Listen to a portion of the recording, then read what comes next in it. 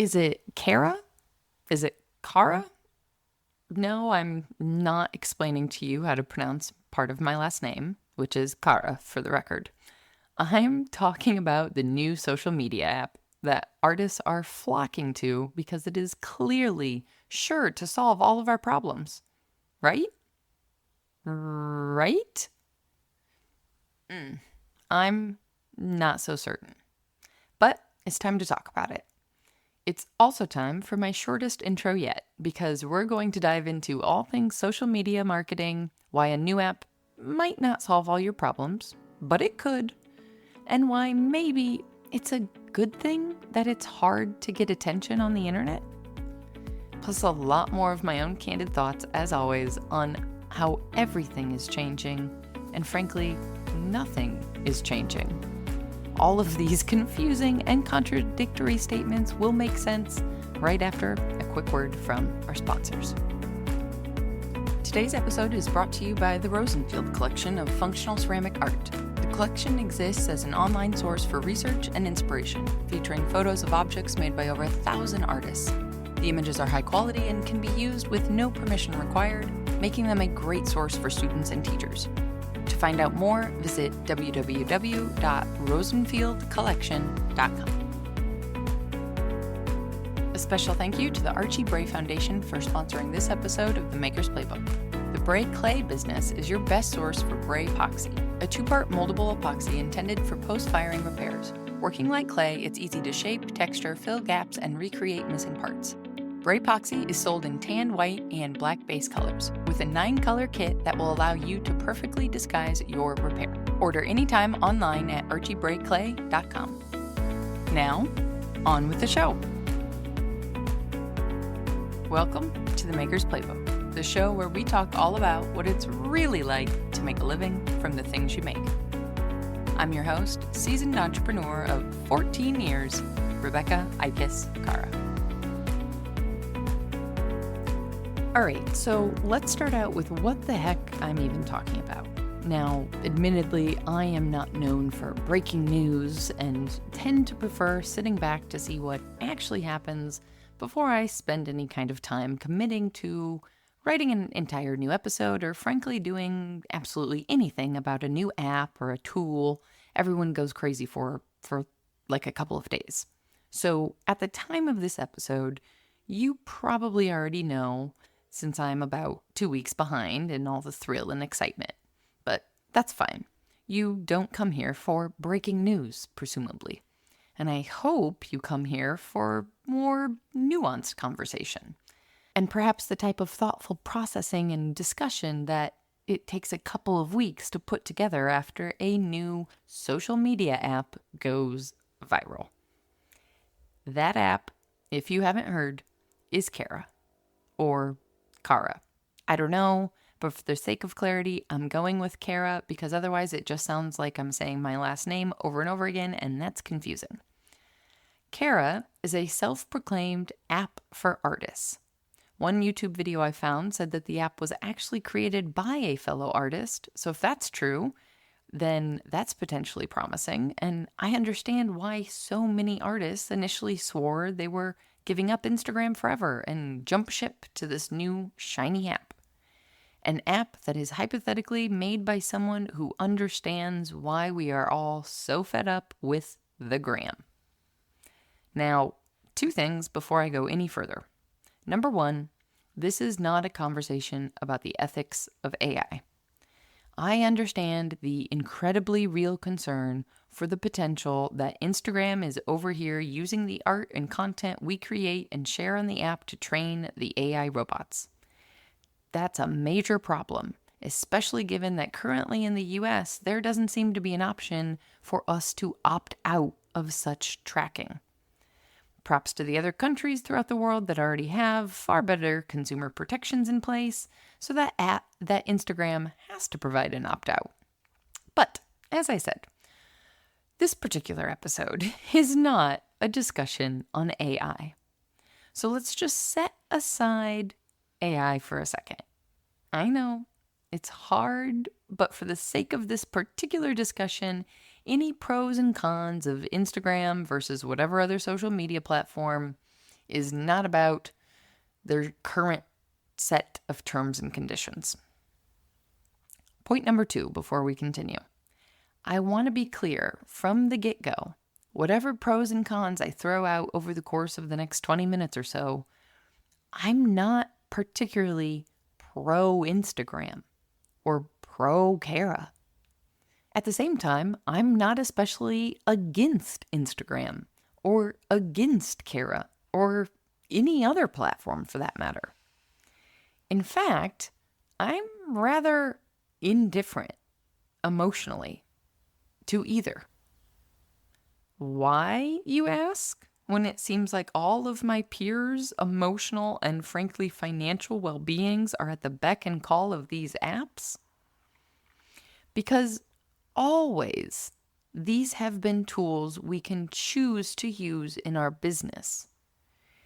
And these tools are in fact businesses themselves. And by nature of being a business, they will have costs in order to continue. And those costs need to be covered by, you guessed it, earning money. Unless the person who created Cara is independently wealthy and just so happens to want to spend their millions on providing us independent artists with their very own special app thanks to the benevolent goodness of their very rich hearts, well, somehow Cara is going to have to make money. Maybe this new app started as a passion project. And according to an article on Wired.com, published on June 12th, 2024, that is exactly how it began. Jingna Zhang, whose name I would like to apologize because much like the app she's created, I've only ever read her name and not heard it out loud, so I am sorry if I'm doing a terrible job on pronunciation, but Ms. Zhang, according to this Wired.com article, quote, started Cara to give artists who oppose unethical use of AI a place to share images and network with like-minded peers. End quote. An artist who happen to have the skills to build an app on their nights and weekends, much like you and I build our pots. Sounds pretty awesome. However, just like you and I have to buy clay to build those pots, digital technology, while free to you and I, sometimes, still has its costs. In fact, according to that same Wired article, Cara had a $96,000 bill from their cloud storage provider. Just one bill, singular. Let me translate. In order for this app to function, data, like the photos you are currently uploading to the app, has to live somewhere. Where that data lives is typically in a big hard drive that another company is paying to have plugged in. I am simplifying dramatically here, but essentially all of the things that we do digitally these days. Take photos on our phone, save those photos, write a text message to our friend with or without that photo, post on an app, send an email, build a website, the list goes on and on. While all of that may not be physical to us while we're using it, the physical photo may not exist unless you print it out one day. The digital zeros and ones that are required to see that photo on a social media app from having uploaded it from your phone do in fact have to physically live on a hard drive. That hard drive is probably way bigger than the one you might have plugged into your computer at home. And it's also probably way more expensive. That hard drive also needs to be plugged into a power source, so there's going to be an electricity bill. And that hard drive also more than likely lives in a room full of other friendly hard drives, all of which generate heat. And in order to keep that adorable photo of your dog rolling around in the backyard like a goofball that you just posted to your Instagram, available for people to actually see and comment about how adorable he in fact is, well, all of those hard drives also have to stay cool in order to function.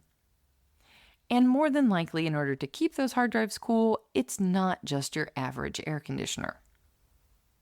The point of this long-winded explanation on what cloud storage is and how does it work is just to say, while an app that is free for you and I to use, which started as a passion project by a fellow artist, building it on the nights and weekends, who potentially wasn't ever planning on earning any money from the app, well, in the span of 1 year since she originally created it, that free app just incurred a $96,000 cost. And that dollar amount is just for one specific supplier and one bill from that specific supplier. The cloud storage company. That's not the cost of the time the artist is currently putting in to fix glitches or bugs as it becomes more and more popular, so that you and I can actually open up the Cara app and bask in its protected from AI glory. And given Cara has all of a sudden gained so much popularity and is approaching 1 million users, let's just go ahead and assume our wonderful artist creator needs to finally actually be paid an average annual salary so that she can keep focusing on making Cara functional while more and more people join. And let's just be super gracious. Let's say she lives incredibly frugal and can get by on a salary of only $50,000, just for the sake of simplicity, and because I know the cost of Midwestern living in the US. Not even the West Coast cost of living, where according to that Wired article, she actually lives.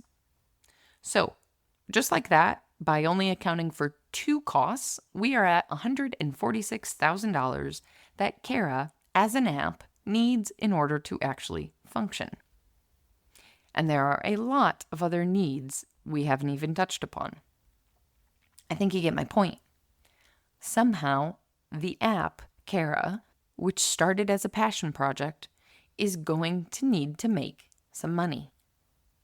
But let's not all sigh dramatically and start scrolling back over on Instagram just yet. There are options for Cara to make money that don't involve selling their soul to Zuckerberg, right? The way I see it, there are 4 options. Option number 1, the Wikipedia model. Because it has a core mission to safeguard artists from AI, Cara might create a donation-based model and pray that they have the same success as Wikipedia. This means there will probably be an annual fundraising drive, just like your favorite public radio station does every single year. It's possible. Wikipedia has made it work, after all. That being said, the demands of a social media app are pretty radically different from what is effectively a digitized encyclopedia. So I'm not entirely sure all of us artists are feeling quite generous enough with our donations to sustain Cara. So option number 2, paid users. In a desire to avoid paid advertising and continue to stand against basically everything Instagram does, Cara could shift from being a free app to being a paid app, or a freemium app, as they're called. For example, perhaps you get access to certain features or visibility on a free level, but if you want access to new features that they build in the future, or different types of visibility or different types of functionality, then maybe you have to pay to have that stuff. That's sort of like this podcast, if I'm being completely honest. The podcast content is all free, always has been, and if I have anything to say about it, always will be. However, the creation of this podcast does in fact incur costs, my friends. Our cloud storage bill is gratefully nowhere near $96,000.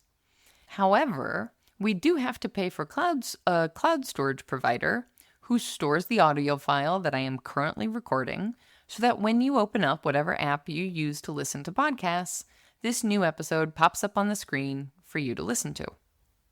This cost, along with the cost of having someone help me edit our interview episodes so that I can actually keep up with the schedule that I've promised you, and how amazing all of you are in your desire for new episodes from me, along with the website that we build so you can find more information. Well, these costs, along with a very small portion of my salary for, stuff like healthcare, no surprise there. Well, those costs are covered by the price of our online community membership, as well as the photography courses that I offer.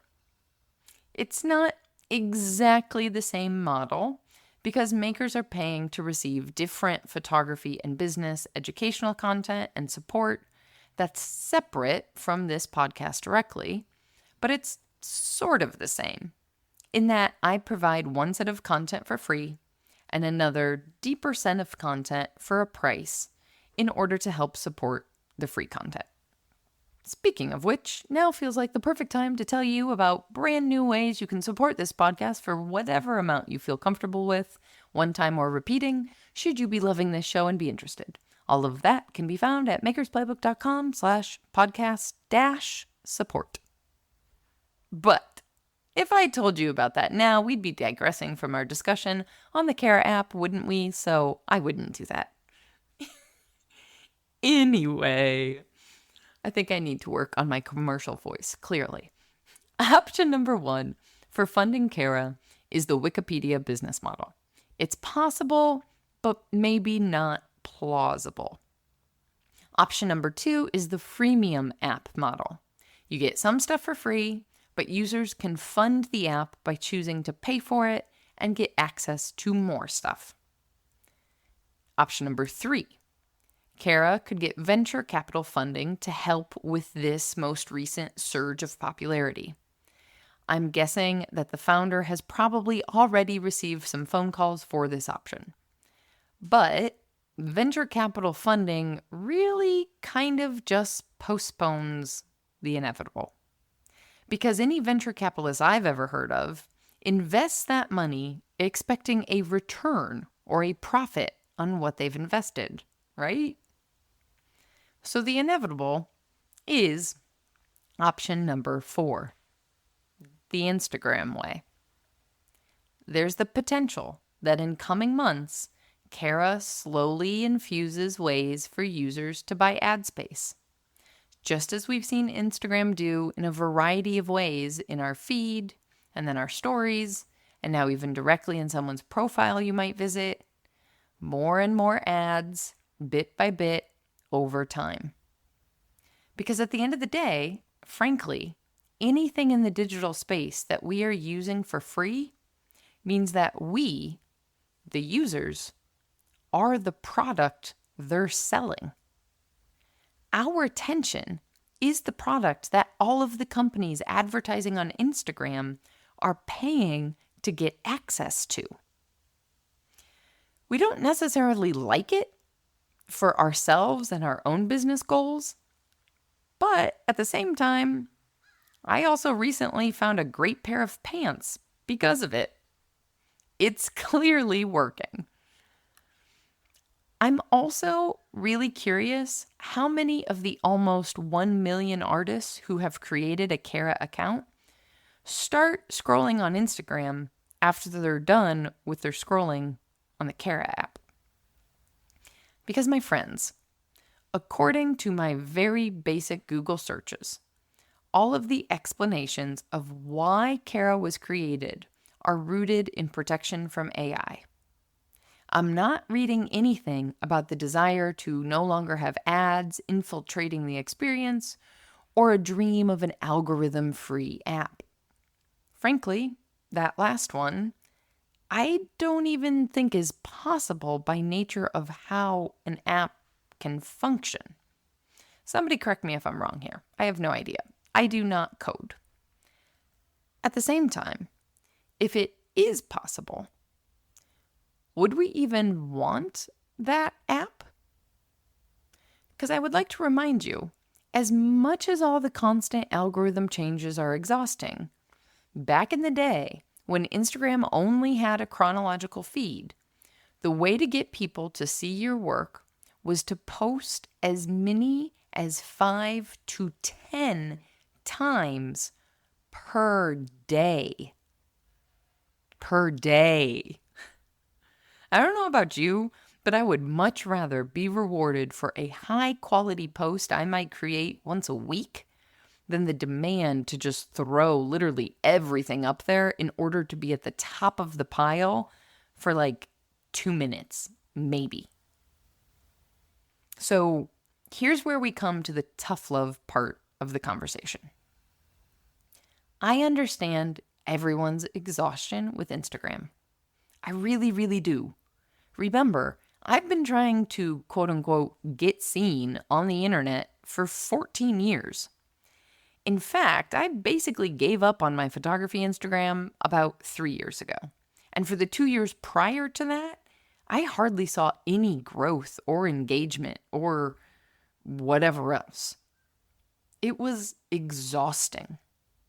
And that was while I already had a business that had started and was working, and I was still getting the gigs that I wanted. I was charging the prices I had dreamed of for my work, and generally having a pretty darn successful business.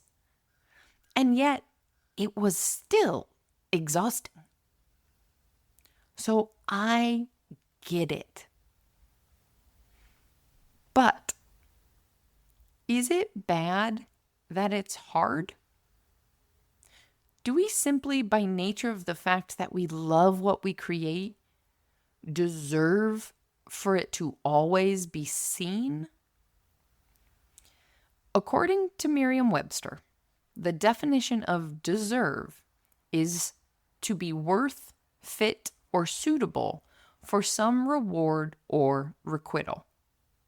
And because I wanted to be certain, I looked up the definition of requital, which is something given in return, compensation, or retaliation. So what does it mean to feel that we deserve to have our posts seen, liked, or shared?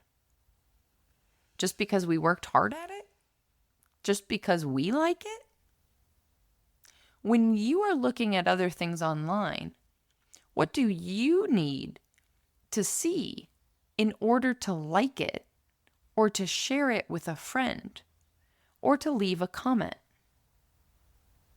Speaking purely for myself here, the things that come to my mind in order to put forth that kind of effort, to like something, to share it, to comment, well, they're generally content that either needs to be especially unique, something I've never seen before, especially awe-inspiring, like the incredible throwing skills of Mundu Bang, for example, or especially funny.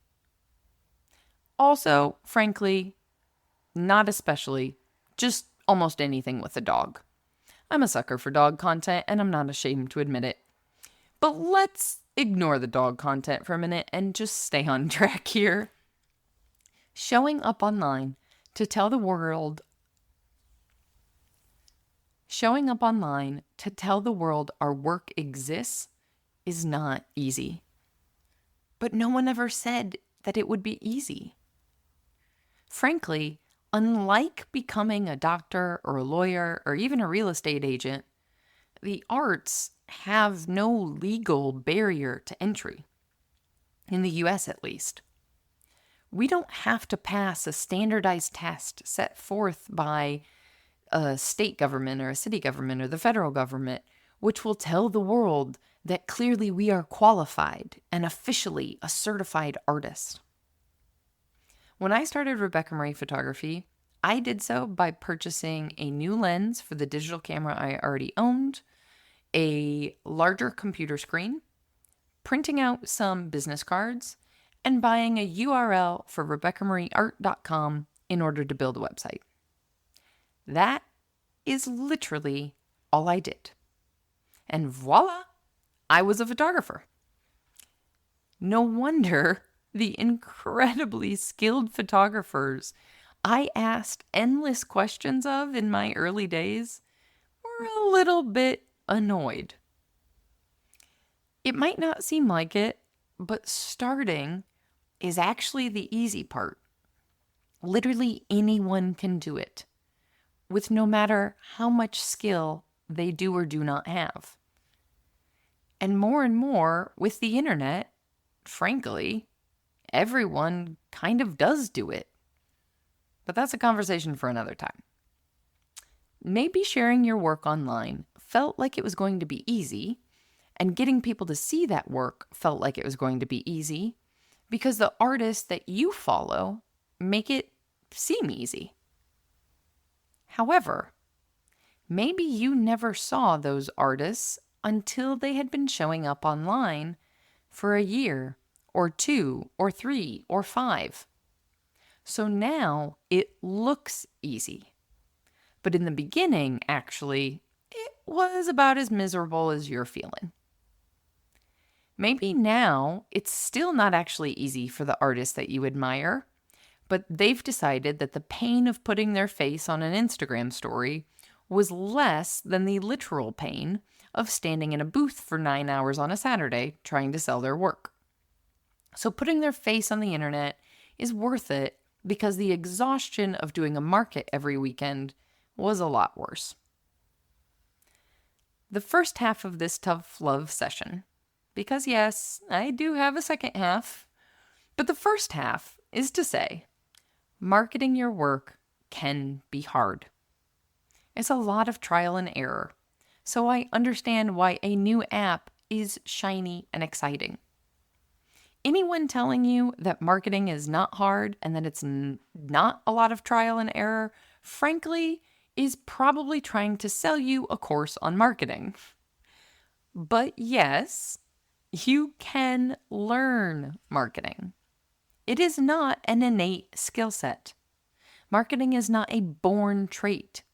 It's not something like your eye color, where if you didn't get that envious, recessive blue eyes that your siblings did, well, too bad. Sorry, kid. That's life.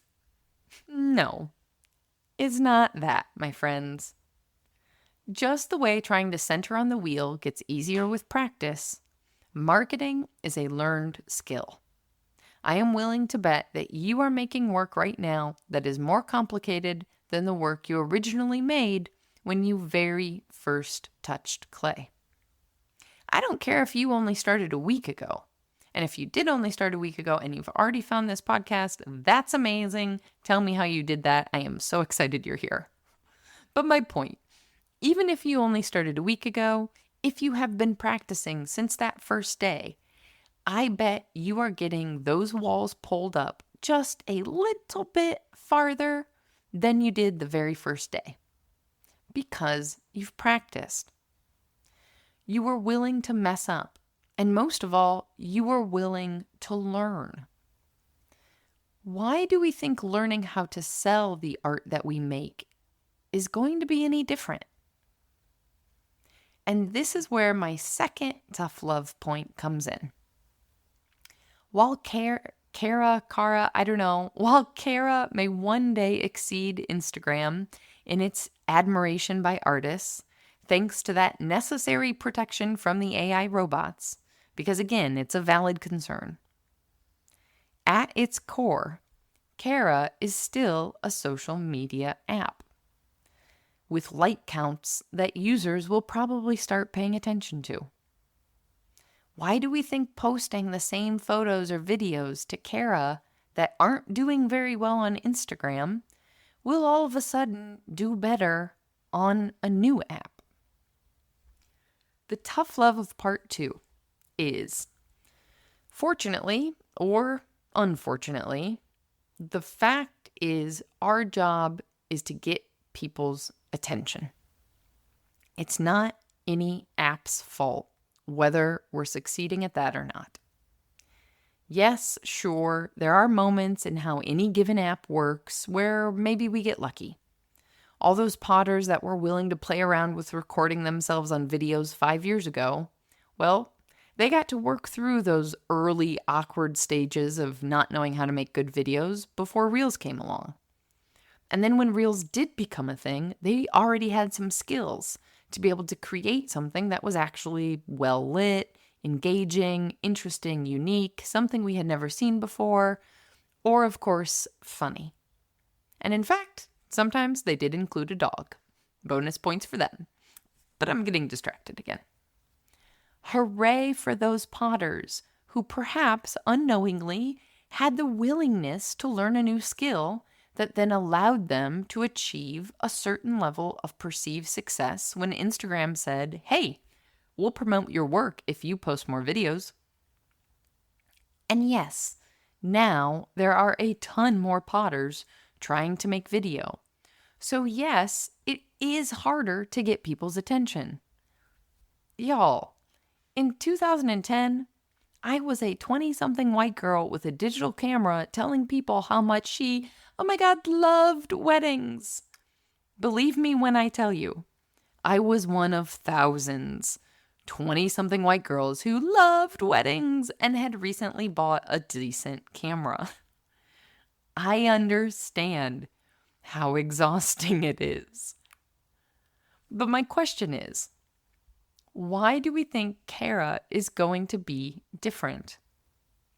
In fact, right now, the stated mission of Cara, according to that Wire article, which I will absolutely link in the show notes, the stated mission is to share images and network with like-minded peers. Network with like-minded peers.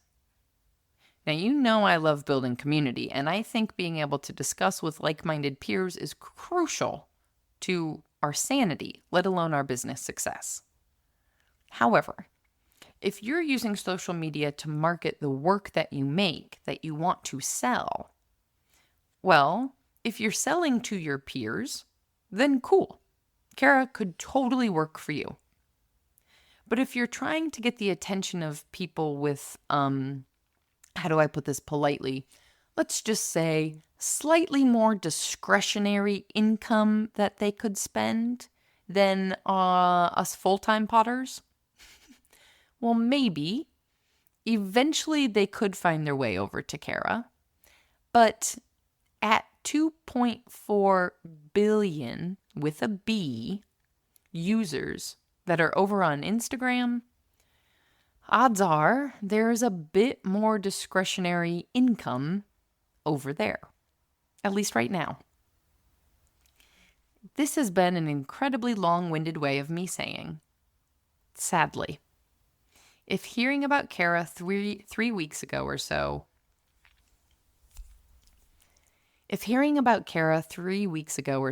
seemed like the solution to all of your Instagram woes, well, I'm not entirely certain it's going to solve all the problems. Give it a shot. Like I said, marketing is mostly trial and error. But it is still a social media app. You will still need to take photos of your work. Maybe video isn't a thing right now on there, and maybe they'll choose to only ever have it be photos. But also, it's possible that in a year, when they allow a couple of videos to be posted and it proves that it keeps people interested in staying on the app and using it longer, well, then maybe videos will start to rise up again. And you will once again need to learn how to document photo and video of the art that you're creating. Maybe right now it's free to use and there's no ads at all. Maybe it'll stay that way. Odds are it won't. At the end of the day, we can either choose a different business model, like selling your work through a wholesale company, partnering with galleries, paying for traditional advertisement in a local magazine or newspaper, whatever. There's a list of tons of other options that we can and do discuss with a lot more nuance inside of the community anytime.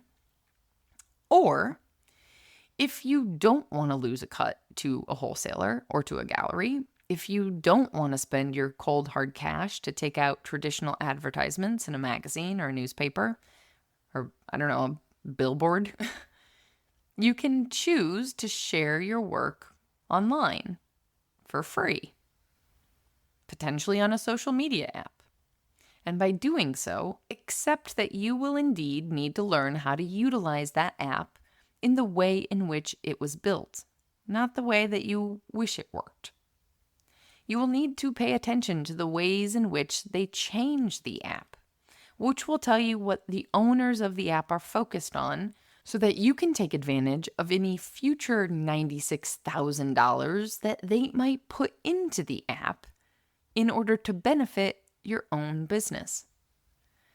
But yes, that means you will need to learn other skills outside of making your work. You might need to learn how to take better photos, maybe some simple videos, and ultimately tell better stories. Because this business model, no matter what social media app we use now or in the future, the business model is called content marketing. And content marketing has been around for much longer than we have ever been able to download an app onto a phone. And frankly, content marketing is storytelling.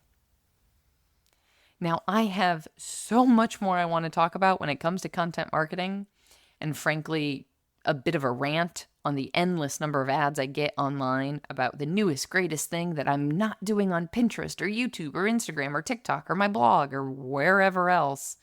That clearly means, according to this ad, I'm missing out on crucial opportunities and I'll never be able to succeed at my business. If you couldn't hear it, there is obviously a massive eye roll that accompanies that last statement. But if I start to dive down that whole rabbit hole on content marketing now, this episode will get very unwieldy. So let's bring it back to our new artist-friendly social media app, Cara. Now, did I go make an account on there? Yeah, sure. It's free after all, right? There is no harm in me making sure that I own @The Maker's Playbook wherever I can get it on the internet. I might as well keep my brand name protected. However, have I spent any meaningful time on that app since making my account? Nope, not really. And guess what? I did the same thing, more or less, with TikTok and with Threads. At the end of the day, my friends, there are examples of every single platform out there that has artists who are having a massive success. And at the same time, on the same platforms, there are examples of artists struggling to get it to work for them. And while it's emotionally easier to pour a drink and cheers to our shared hatred of the evil robots that are controlling our destiny, well, more often than not, online success is a lot more about finding out what works for you. Not only your current skill set and personal preferences, but also what you're willing to learn.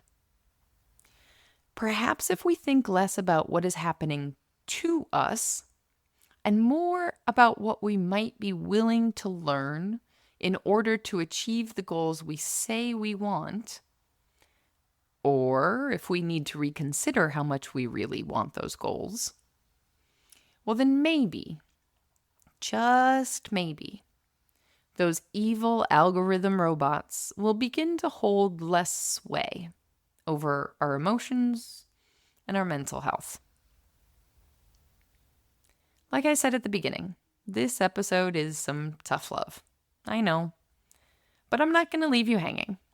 If my social media lecture has got you thinking, okay, I hear you and I'm willing to try to be open-minded about this whole storytelling thing, and I'm willing to learn some new skills, if that's where you're at, then I have 2 resources for you right now. Number 1, as you may have heard me mention a few months back, or maybe you missed it, it is the internet after all, and so things get missed all the time and we have to repeat ourselves. We recently had my absolutely favorite Instagram marketing teacher on the planet, Allie Mason, join us inside of the community for an Instagram masterclass she created specifically for us artists who are trying to share and potentially sell our work on social media. It's been almost 2 months since that masterclass, and our community members, myself included, are still digging through the depths of resources and ideas she left us with.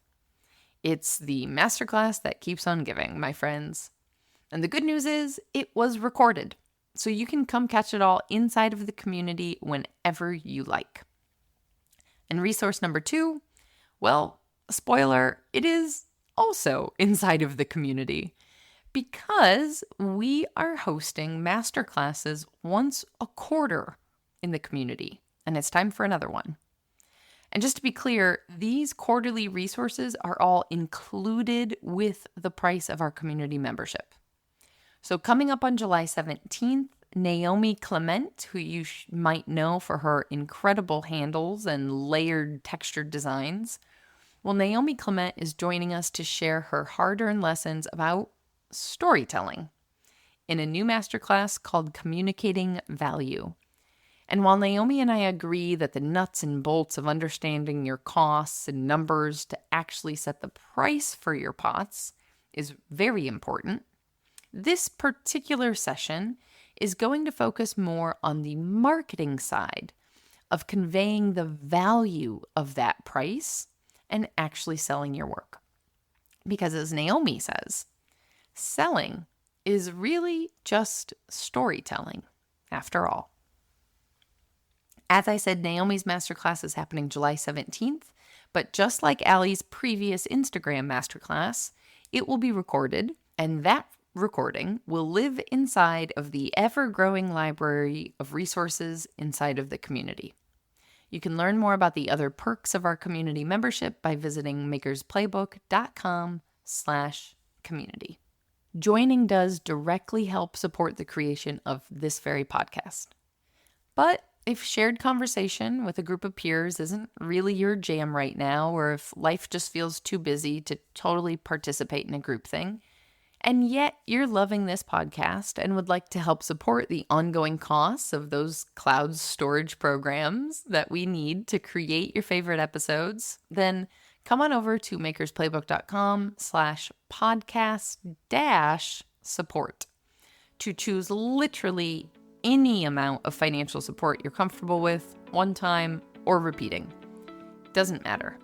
Every little bit helps, and I am absolutely forever grateful. Once again, that's makersplaybook.com/podcast-support. Thanks so much in advance. Today's episode is brought to you by the Rosenfield Collection of Functional Ceramic Art. The collection exists as an online source for research and inspiration, featuring photos of objects made by over 1,000 artists. The images are high quality and can be used with no permission required, making them a great source for students and teachers. To find out more, visit www.rosenfieldcollection.com. A special thank you to the Archie Bray Foundation for sponsoring this episode of the Maker's Playbook. The Bray Clay business is your best source for Bray epoxy, a 2-part moldable epoxy intended for post-firing repairs. Working like clay, it's easy to shape, texture, fill gaps, and recreate missing parts. Bray epoxy is sold in tan, white, and black base colors, with a 9-color kit that will allow you to perfectly disguise your repair. Order anytime online at archiebrayclay.com. Audio post-production of this podcast is made possible by help from Kirsty Kotzfan, with promotional material assistance from Queenie Maliki. The Maker's Playbook podcast is recorded on the original homelands of the Potawatomi, Ho-Chunk, and Menominee people, where the people of Wisconsin's sovereign Anishinaabe, Ho-Chunk, Menominee, Oneida, and Mohican nations remain present. Until next time, my friends, go get back to making your dreams a reality. Because together, we've got this.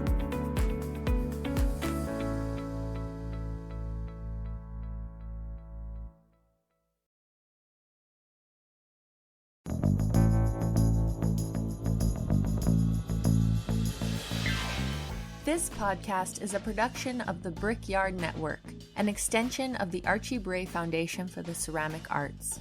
To find out more about our lineup of ceramic podcasts, visit brickyardnetwork.org.